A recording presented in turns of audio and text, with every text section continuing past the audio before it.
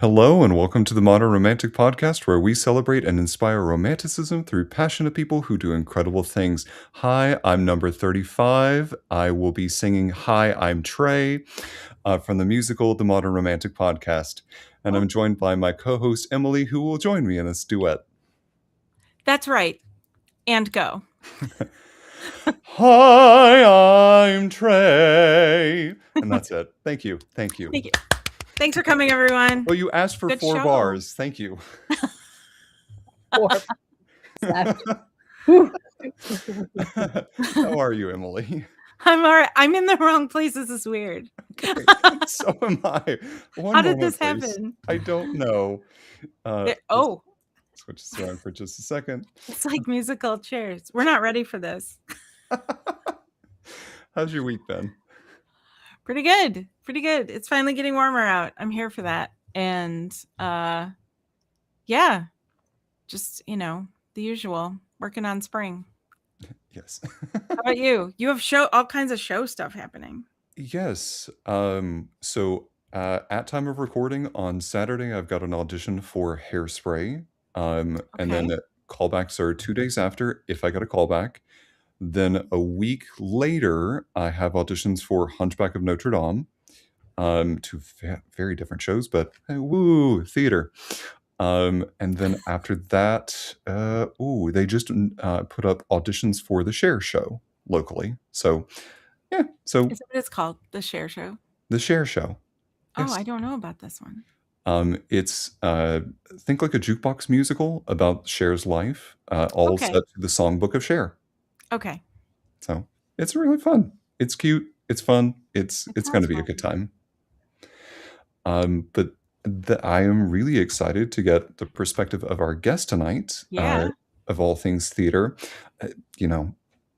my personal biases aside, but I am really excited to get her perspective. So would you please introduce our fantastic guest today? I was going to say personal biases. Why not? This is a good one. It's not like you're anti Lord of the Rings. Tonight on The Modern Romantic, we're joined by Broadway film and television director, Sammi Cannold. Welcome to the show, Sammi. Thank you. Thanks so much for having me. Yeah. This has been an exciting wait to have you on the show. And we were talking before the show a little bit about Evita and the story of Evita and things like that. And I was like, no, we should stop talking until Sammi gets here. Well, I'm so glad to be here, and so grateful that you invited me. Thank you. I think one of the things that I'd love to know first and foremost is how did you get started in directing? Because I know everybody's journey to theater is a little bit different. You were just like born and then directing. Yes. You're just gonna 2 minutes old I started. Yes. No. Right. Yeah. Well, for me, I was very lucky that my mom worked in theater when I was growing up. And so I was all around it and had so much exposure to it and absolutely loved it as a kid. And I ended up going to school for theater and ended up majoring in theater and concentrating in directing. And then when I got out of school, I started directing bit by bit and have sort of never looked back. It's interesting. I think a lot of people who are directors come to directing vis-a-vis acting or by being a dancer, then being a choreographer, then being a director. It's I think something that people often will come to on the later side. And for me, because for better or worse, I don't have any talent on stage. For me, it was always directing was always the thing. And I feel very lucky to get to do what I do. And now I get to do it in a number of different like adjacent art forms, but it's always directing. So see, I'm very envious because I love being on stage, but when you ask me to direct something, I don't always have the quote unquote vision for something. So I'm curious from your perspective, what really inspires that vision, or what do you look for that kind of starts to create that vision when you approach a show? It's interesting because the word vision was so elusive to me when I first started directing, because so often when you're an emerging director, you're asked, what's your vision for this? What's your concept? What's your conceit? And I would try to like come up with the vision, like I would try to force a vision, and I think that it always felt a little bit contrived. And then I found that a lot of what was exciting me was dreaming up productions of work that I already loved. So I would go see a musical, or there would be a musical that I grew up on that I had always dreamt of doing a production of. And over time, I would think like, oh, what if we did a production that was done this way, or had this aspect to it, or was site specific or immersive, or and I would think of these dimensions of work that I already knew, and that sort of was what unlocked the idea of having a vision to me. I think having a vision with brand new work is something that I find a lot harder, because it's something that you don't really have a baseline to go off of. You are creating the world for the very first time. It's never existed before. So that's been a skill that I've sort of developed more recently, is how to create a vision or a conceit when something is brand new. But for me, I usually won't touch a revival unless I have an idea that I feel merits touching it. Because otherwise, so many of the original productions of classic work are so iconic. And so if I don't have an idea that merits looking at it anew, we might as well just do a replica of the brilliant original. And so I like to think of that as like the baseline test of like, is my idea saying something new? Is it adding a new dimension? Then, okay, worth pursuing. But if I'm just sort of rehashing what's already been done, maybe not worth it. Right. This is good. I like this because I feel like maybe more people could approach things that way. And also, for anybody out there thinking of redoing The Princess Bride, I know it's not Broadway, but but it is. They're developing it for Broadway. Okay, so yeah, Broadway, I could see that. But like, if you're gonna redo the movie, stop it. Oh, redo the movie. Oh, that I don't know about. Yeah, I could see that being nice on Broadway. Nice was a terrible word to use. I apologize. No. I could see it being good for Broadway. Yeah. Someone's obviously going to have to write music. Yeah. I do have to say, if Inigo Montoya's like speech that he gives is not turned into a song of some sort, or even like a slight joke of a song that's kind of reused and rehashed, done. I'm out. I see. Wow. I would see this. Yeah. Yeah. Time will tell. You saying that your work, or when you interpret something, kind of needs to say something new. Like looking at some of your past repertoire, you've got Evita, you did an immersive Violet on a Bus, you've done Ragtime on Ellis Island, which I can only imagine that. Those are not small works by any stretch of the imagination. So walking into those types of things, like take for instance Ragtime on Ellis Island, what was the quote unquote vision for that in that particular space? That it really came from a deep love and affection of that show. And it was right after I had done this production of Violet, Site Specifically on a Bus. And I was so obsessed with and excited about the form of site-specific theater. And so I took a notebook and I made a list of every musical that I thought could be performed site-specifically. And Ragtime paired with Ellis Island was on the top of that list. And I was like, well, I don't know that could ever happen. But I wrote to a company called Evelyn Hill that was I believe they still are, the vendor for Ellis Island that does all the like parties and banquets that happen on Ellis Island. And I said, hey, what would it look like to rent the island for a night to do this piece of theater? And I was very lucky that the woman who ran the company at the time, perhaps she still does, whose name was Patty, wrote back to me and said, here's the permit to rent Ellis Island, if you, can raise the money and fill it out, it's yours. And that was so crazy to me to think like, oh, I could rent a national landmark. Then through the efforts of what we like to call 22-year-olds, because it really was 22-year-olds, we raised money, we came together and, formed a little production bubble and made this thing happen that was so wacky and out of the box and had so many logistical hurdles. And I think that when I look back on it now, no longer being 22, I'm 32, I look at it and I think, oh gosh, part of the reason that something like that was possible was because I was 22 and my friends were 22 and we were a little bit reckless, and we like didn't know what we didn't know, and so we were like, yeah, we can do a musical on an island. And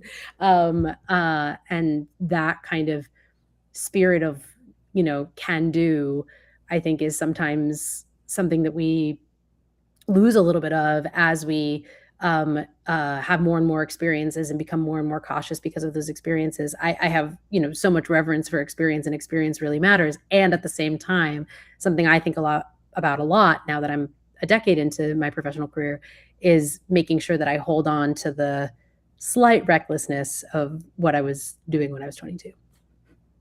I love that so much because I teach art as well, and one of the things that I notice with teaching high schoolers or young kids is that they're reckless or whatever. They're not afraid to innovate. They're not afraid to dive in and just there's no like walls or barriers. It's just imagination, and that kind of raw imagination is something that I see also lost because I also teach adults art as well. And I see that happen where all of a sudden it's like the word I can't comes into play, or I shouldn't, or whatever. And I find that that's, from a teacher, that's frustrating because now I have something to overcome so that they can start doing art. Whereas kids, it's a lot easier. And I kind of wish we could all go back to some of that more childlike, I guess imagination is the best word for it. Like that, I'm not afraid to innovate. I'm not afraid to go for it.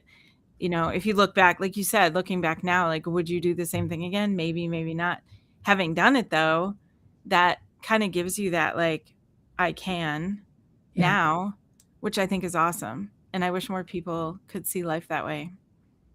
It's really, that's so telling, seeing the comparison of the young students and the adult students. Mm-hmm. Yeah, I try to catch myself when I think there are times when I say I can't, and there's good reason of these things that I learned where I'm like, oh, that production, we tried this and it didn't work, and I'm going to take that learning into the next one. But then there are times where I say I can't, and I don't know where it's coming from. It's coming from like a ingrained sense of caution that doesn't have a specific reason for it.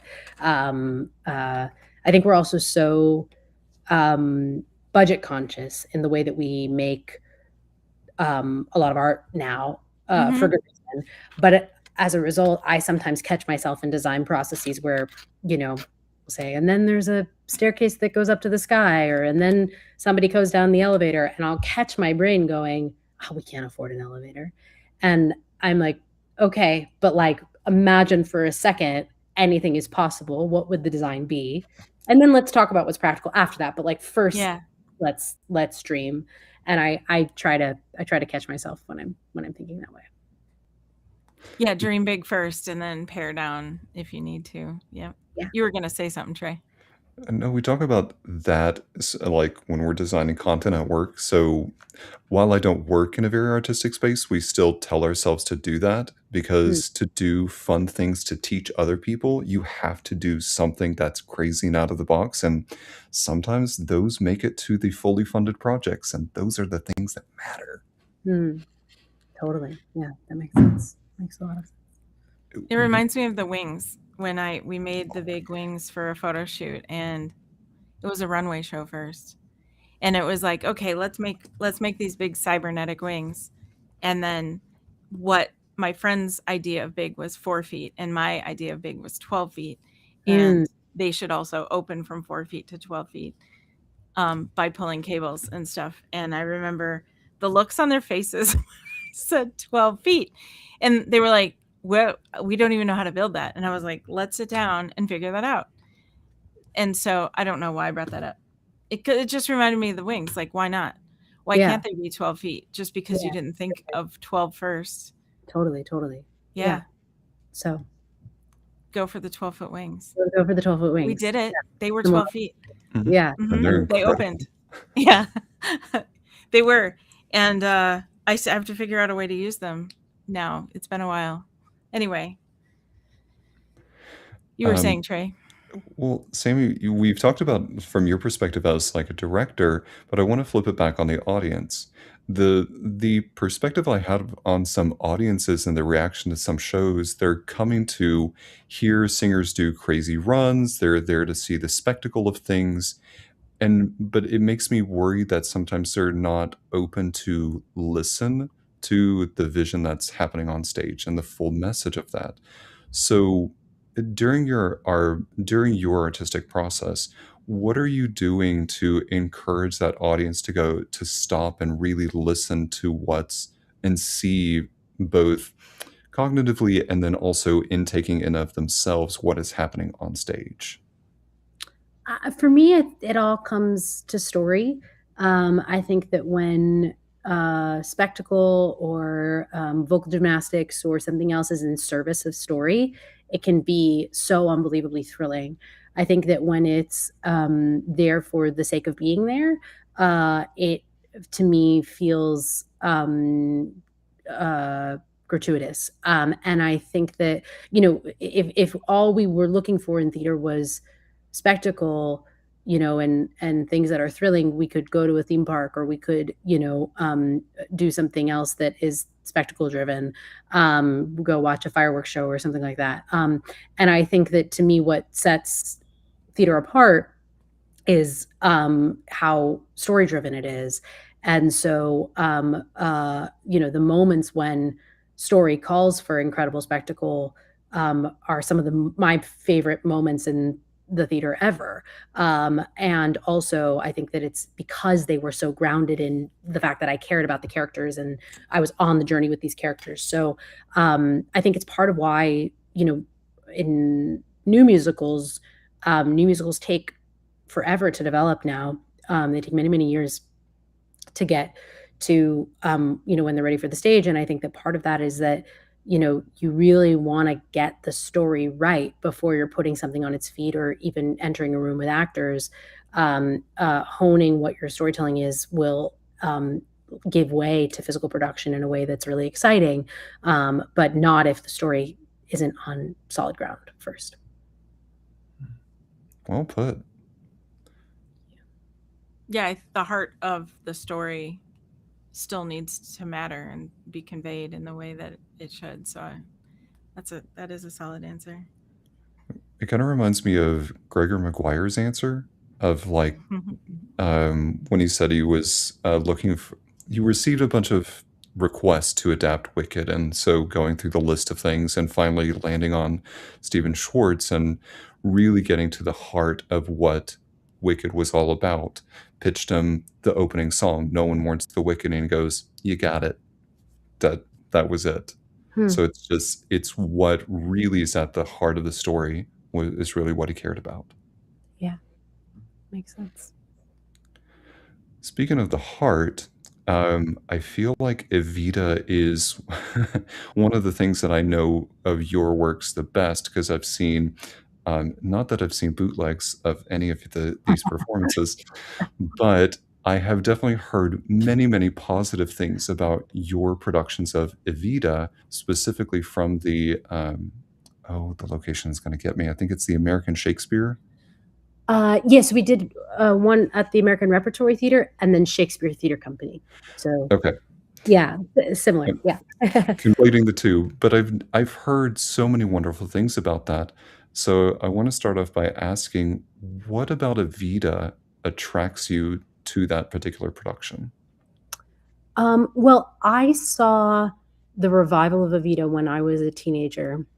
and I was so I didn't get to see the original because I wasn't born, but I've similarly seen recordings, but I was so knocked out when I saw it by the story of this young woman, and was immediately struck by the fact that in uh, early on in the show, someone says that she's 15 years old, and at the time that I was seeing it, I think I was 16 or 17, and I was so um, uh, moved by watching the story of a teenager who then goes on to become the most powerful woman in her hemisphere.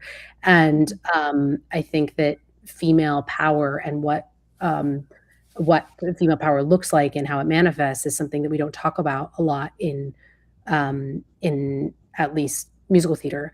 And so I was very drawn to the idea of telling her story through the lens of what female power means and where it comes from and the complications to it. And so the production that I directed, which had 3 different forms. We first did it at New York City Center, and then we did it at those 2 theaters.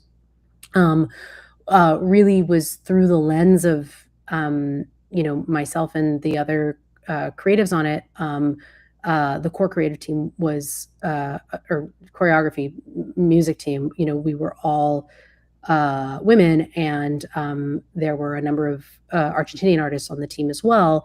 And I think that specific lens was really how we saw the story and how we interpreted the story, and led to a very specific angle on Ava's teenage years that we really explored in that production. And one of the beauties of getting to do iterations of the production multiple times was that we really got to hone that storytelling in a way that was very exciting. And the first time we did it, it seemed that people were responding to some of the ideas, and they were kind of getting what we were trying to say. And then by the third time we did it, there was this beautiful review in the Washington Post that Peter Marks wrote that basically repeated back in the most eloquent language what exactly it was that we were trying to say without us saying it. And that was really meaningful to me to read, to be like, wow, this man who is outside of the demographic of people who made this particular production, or who our target audience was, got it. And that was so exciting for me, and I think for all of us. So it was a labor of love. Yeah.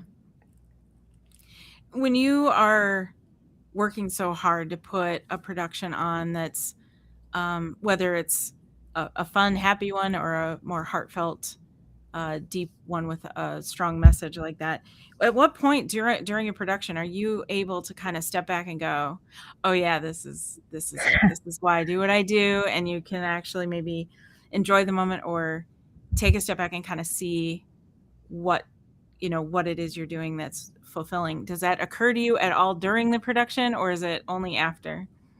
It's for me, at least, it's often not the moment that you would expect it to be.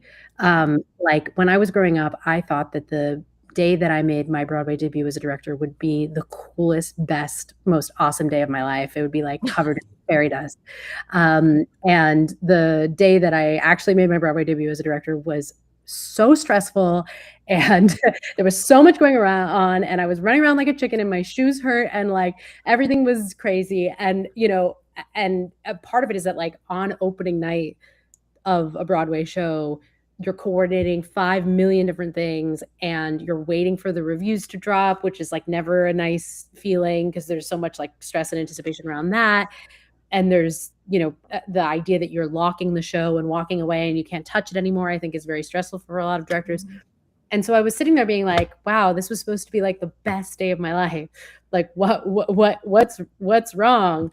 And I think that what I learned from that is that there were days on that show and on other shows that I can rank among the best days of my life. It's just not often the fancy days.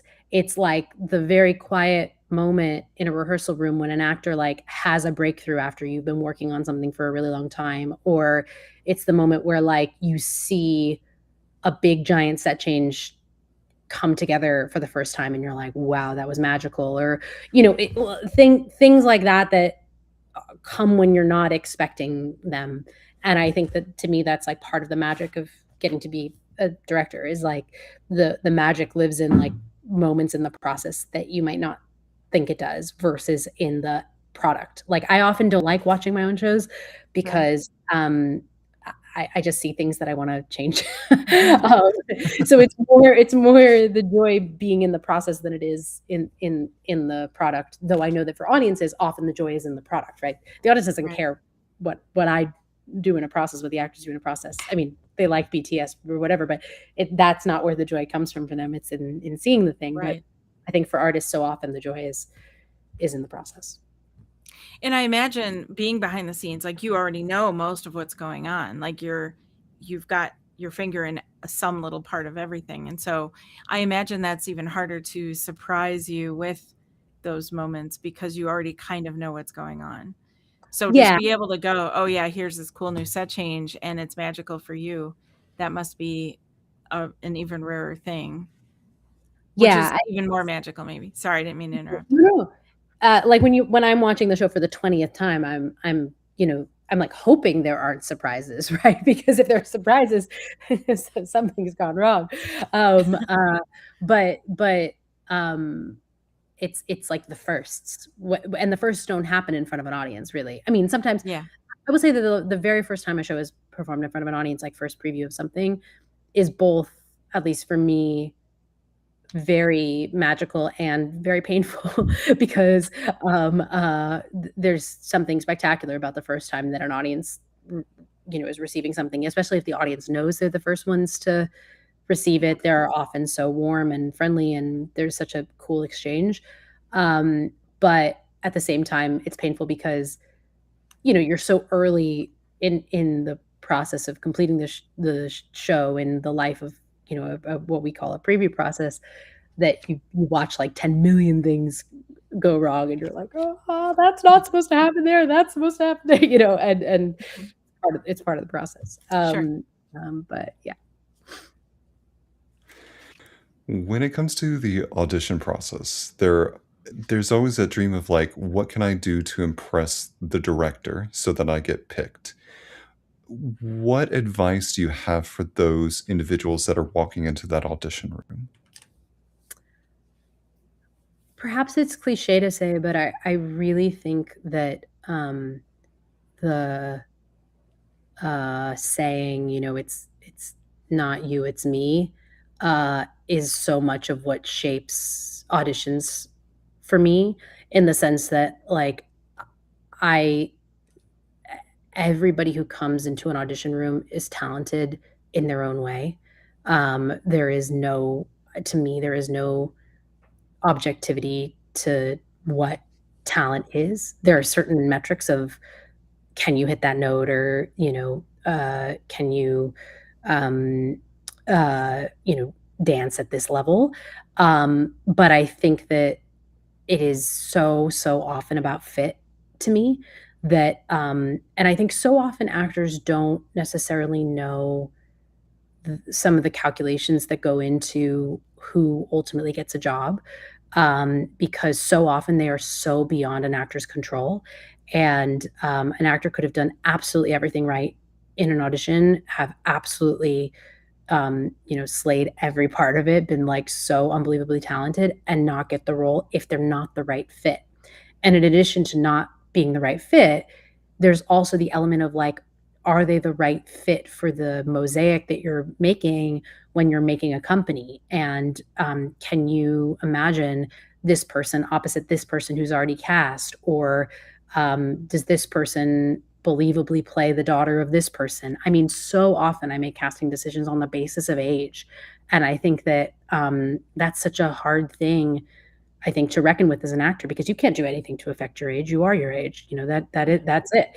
And so often someone will come in and be totally perfect for a role 5 years ago, and there's nothing I can do about that. And again, to me, it comes back to storytelling of like, okay, the storytelling of this particular character is that they're really like young and naive, and they're like rebellious against their parents and they're not listening to authority. And so I really need them to read as a teenager.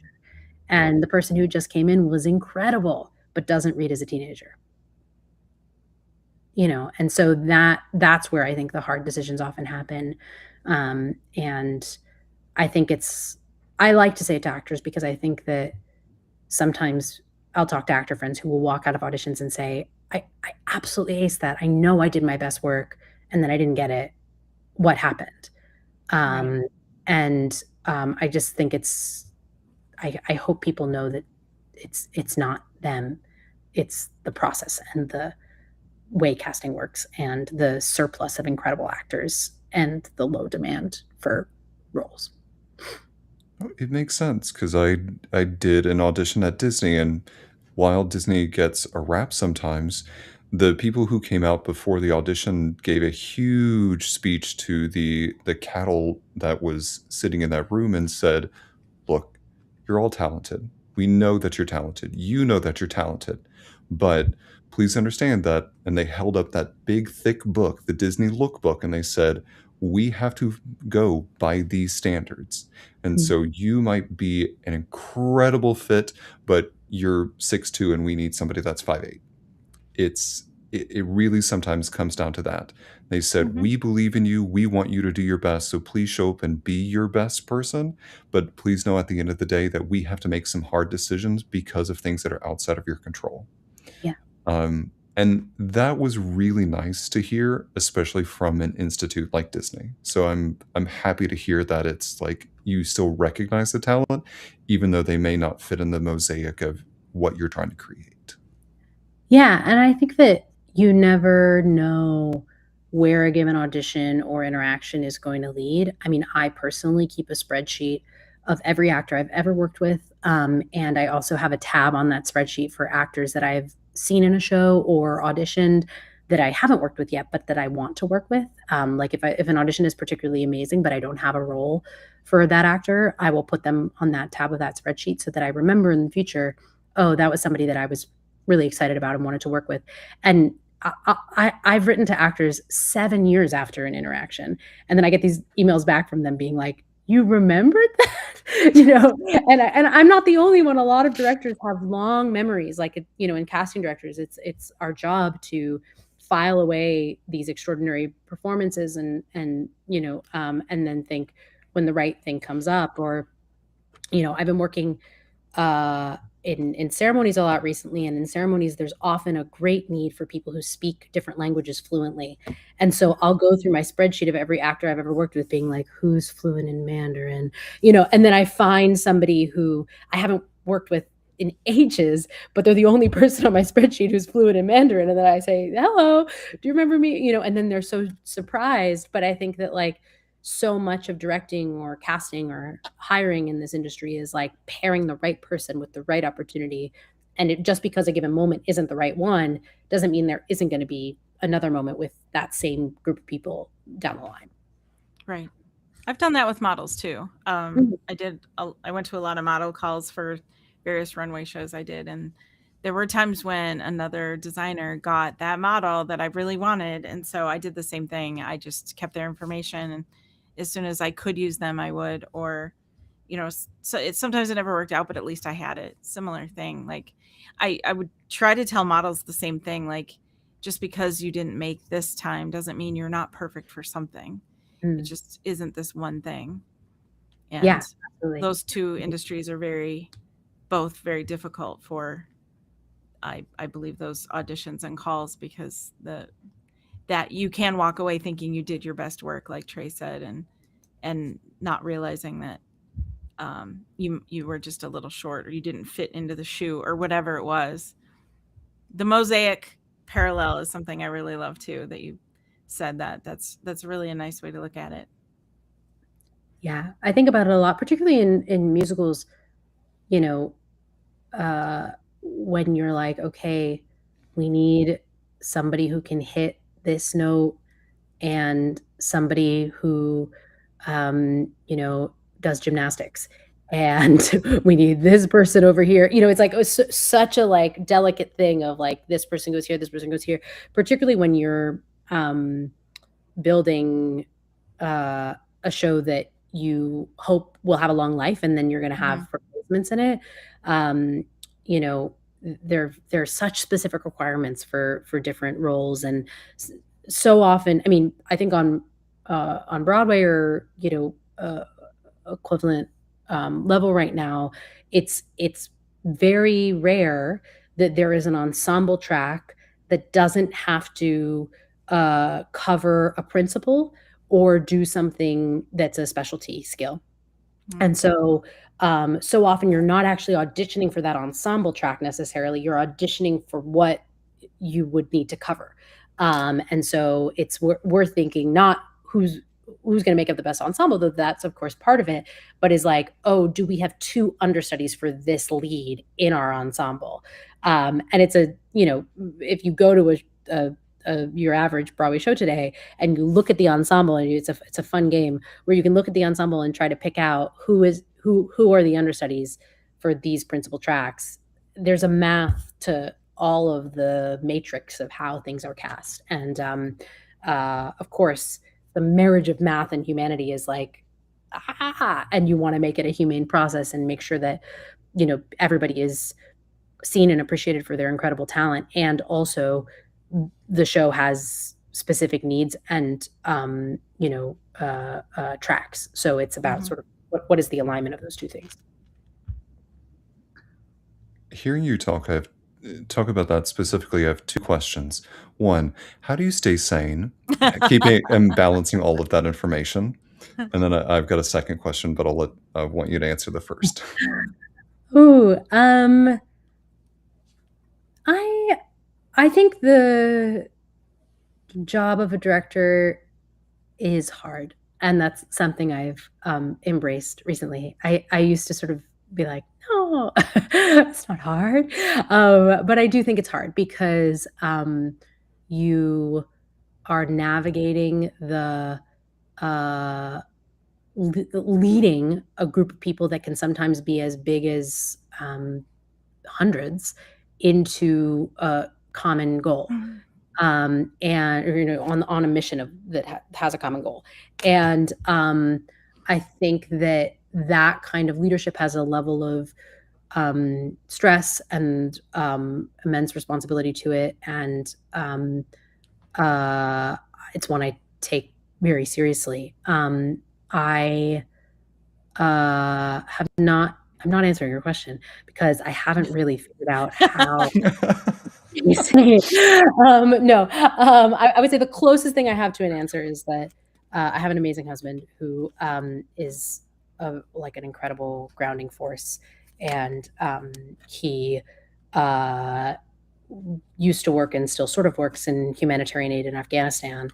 And I think being exposed to the life and death stakes of his work and how he handles it with such calm and grace is very inspiring to me when I think about my work, because while directing and the productions that I get to direct, whether in musicals, TV, whatever, are very, very important to me and very important to a lot of people, they are not, at the end of the day, life and death. And so since meeting him, I have brought a level of calm and chill to my work that I didn't have previously, because I've gained perspective on like what is worth freaking out about and what is not.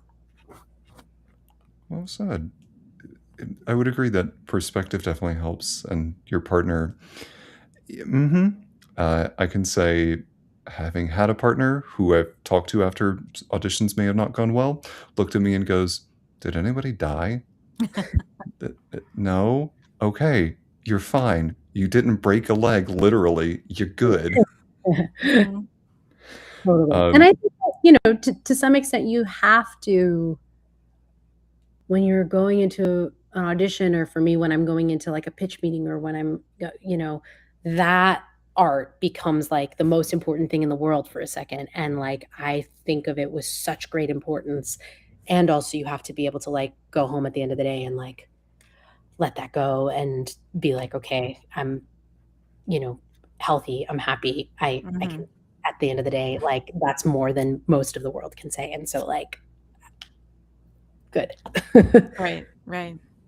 Then I'm thinking like there may be elements of this that for someone else, I guess maybe I'm saying that you maybe are just built for this in a way that maybe someone else would go more insane because they're built different. So like when it comes to some things that I do that maybe someone else feels the same way, but they're things I relish. The stressors that someone else might see as insane stressors, I might go, bring it on. This is just a cool challenge for me, not, you know what I Yeah. mean? Like maybe that's the difference too. Like you're obviously built for this. I think very obviously built for this.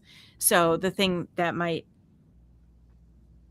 be the insane thing that we might see, like how do you keep your sanity, might just be like not as insane to you as it is to us. Well, I think it's you know, I was lucky that I grew up around it, and Yeah. so I watched my mom have her heart broken by theater in 10 million different ways, and I think that you know, theater will uh, you know, make your dreams come true, but then it will break your heart the next day. And Mhm. you know, I have maybe 10 to 12 projects at a given time across theater, film, TV, ceremonies, and on any given day, one of them is going great and one of them is like floundering. And that's just how it is. I imagine it like having 10 to 12 children, you know, on any given day, one of them is going to be having a great day and one of them is going to be having a terrible day. And so you just sort of have to, I think I've trained myself over a decade to like expect that. And I think it's about sort of calibrating expectations. But I also think it's important to acknowledge that I've been extraordinarily lucky, you know, and I feel really fortunate to say that I make my living as a director and as a working artist. And I have so many friends and so many colleagues who can't. And uh, I think that the level, yes, I've had projects fall apart in horrible ways. I've been, you know, betrayed by people who were my collaborators, or, you know, all these, you know, there are different things that can really be so painful in this industry. But at the same time, I've been very lucky. And I think that I don't, uh, the stress that I think a lot of actors in particular feel, or people in design realms, or directors who are still in emerging positions feel, where they are dependent on other people for their ability to make money and work, um, is, I think, a much more stressful situation than the one I'm fortunate to be in, where I don't have to worry, at the moment at least, about, you know, where my next meal is coming from. I make a steady income from being an artist, but it's not a stable job for everyone. During the pandemic, it certainly wasn't stable for me. You know, it's very seasonal. People go through ups and downs. So I think it's just figuring out what the ways of coping with those ups and downs Sure. is for you. Sure. We have a question from our previous guest, who is Steven Seidenberg. That was our last week's episode. Steven is a photographer and an author, and I think it's fair to say that he's also a philosopher. And his question for you is, does it feel like an insult to be called creative aristocracy? So for anyone who might not know, that's referring to a list that Town and Country made in 2023 of creative aristocracy, that I was listed on this list of creative aristocracy. It's like every year they publish a list. No, I don't find it insulting. I think it was a lovely way of saying these are some people that we, Town and Country, are excited about this year, and I was very honored by the mention. Very nice. Yeah. We told him a little bit about you so that he would know what, you know, kind of where to go to ask. So he must have looked that up and seen that was I could something see how in about it. another context the word aristocracy would bring up other things, but I think in that case it's really meant to be a compliment. Yeah, I think context matters Yeah. for that one. Yeah. Um, I have two questions left, really. My first one is you have mentioned that you've directed TV. We've talked about musical theater. You've also directed opera. So Mhm. between all of those, because I love so many of those things, uh, what changes from your perspective when you're switching between those genres? A lot changes. And I think the jump from theater to opera is not as big as the jump from theater to TV because in TV you have a whole other language with which you're telling a story that doesn't exist in theater. I think like TV is like two layers of storytelling, whereas theater's one. And well, I guess you could say theater is two as well because there's the like live interaction with the audience, and it's just different two layers. Um, but in every medium that I get to work in, there's a different vocabulary and skill set that I have to learn. And it's become a sort of fun challenge for me to say, okay, I understand the principles of storytelling, I understand the principles of directing. Those are the same across mediums. If you, in any medium, if you have a small child standing here and a puppy standing here, and the child says, uh, Fido, and the dog comes running towards the small child, that's going to be an emotional reaction no matter what medium you're telling it in. Those sorts of like uh, core emotional things that we understand as humans exist across all mediums. But the way that you tell that story effectively changes with each medium and with the tools that you have in each medium. So I would say it's taken me an average of 2 to 3 years each time I switch a medium or add a medium to understand everything that I need to understand to be able to work in it effectively. And part of that is through shadowing directors who work in those mediums. Part of it is taking courses, TV ceremonies. I both shadowed and took courses in both. I read books, I listen to podcasts. It's, everywhere you can get information about what it looks like. I think if you're interested in jumping mediums, you should, because it's not directing is not a like one size fits all thing. It is really how effective you are. Really, it relates to your understanding of the tools that you have. Well, so can I just clap for this episode? Like, No. uh, Yeah, of course. my second For sure. question has really nothing to do with anything we've talked about thus far, and that is if you could sit down with anybody in the world, alive or dead, who would be Mm. sitting on the opposite side of that table from you? It's such a hard question. There's so many, but I will say, I think I would choose a woman named Hazel Mackay, who basically nobody knows about, who was a director in America at the turn of the 20th century. She directed these large scale suffrage pageants, like women's suffrage. And she would often have up to like 5,000 people in these pageants. And they were these massive theatrical spectacles that she would direct, like at, on national landmarks or on the street or in communal spaces. And I am just so in awe of how she managed to do that before technology existed. And, when I think about the ways that we put together large scale productions today and how reliant we are on email and text and walkie talkies and, the fancier version of walkie talkies, and we don't even use those anymore. Um, but like all these things that we need to be able to make a production now. I just would love to know more about how she did it. And while I've read a lot of, you know, historical texts about what she did. There's just not a lot about like process, and Right. I would love to know more. Yeah, that sounds fascinating. I want to be at that lunch too. So You're welcome to join us. thank you. We're gonna have lunch. And then just to update our audience, we did ask Sammi a question for our next guest, who is Helen Laser, who is a multi-talented voiceover artist, and she's won awards and done some writing and illustration and things like that. And your question to her, because one of her special talents was that she could sing the Star Spangled Banner in a minor key, right? That was it? I Googled her, and that's what it said on her resume under special skills.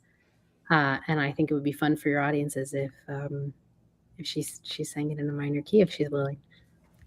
I agree. We're going to ask her. So I've written that down for next week. That's so fun. Yes. Look forward to watching. Me too.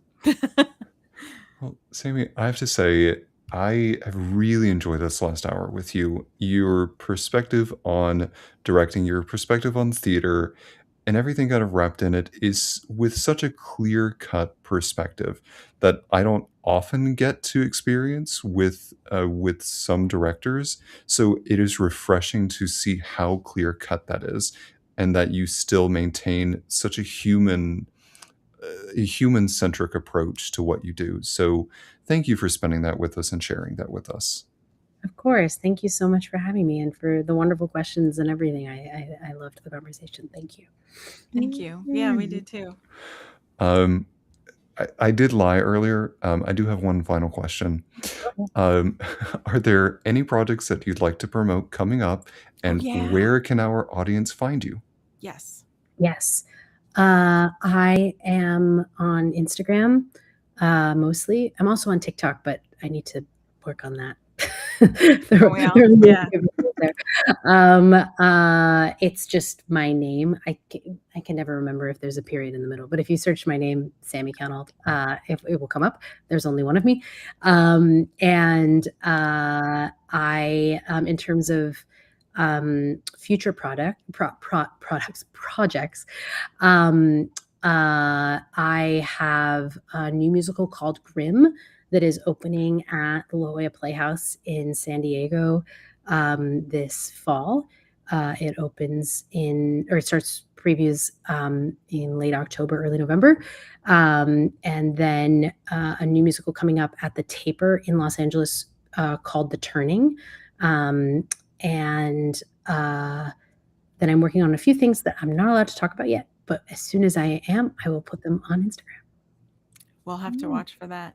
And yes, your Instagram does have a period between Sammi and Cannold. Oh, thank you. So for those watching, it's okay.